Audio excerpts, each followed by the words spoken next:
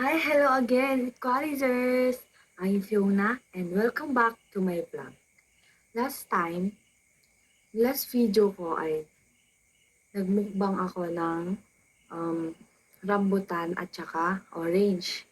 Ngayon naman ay ang mumukbangin ko ay popcorn. So, simulan na natin.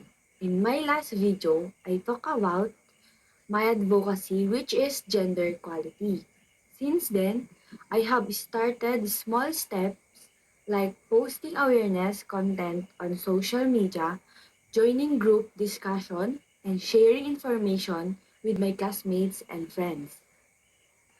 So far, so far, I have I have shared simple awareness posts and quotes online.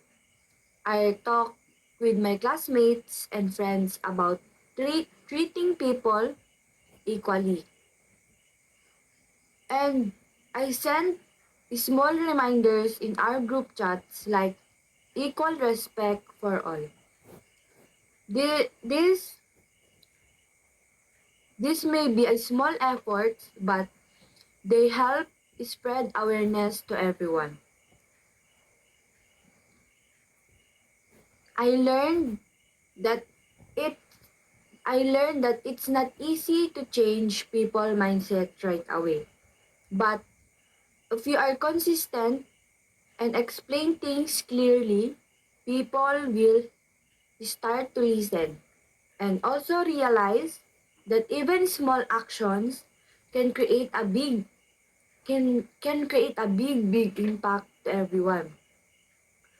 And social media social media is a big tool. Social media is a big tool to everyone because messages can spread fast, and if we use it in a positive way, we can raise awareness, fight discrimination, and inspire others to support equally. It's like a modern platform for change. So, let's continue supporting gender equality together. Reminder, reminder, equal rights and respect are for everyone. For everyone. Not only for the girl, not only for the male and female. Dapat tayong lahat ay nirerespeto at dapat may patas na treatment, hindi lang sa mga babae at lalaki. Again, gender equality is giving a respect and rights. Gender equality is giving respect, rights, and opportunities to everyone. Tandaan nyo yun. Gender equality is giving respect and rights to everyone.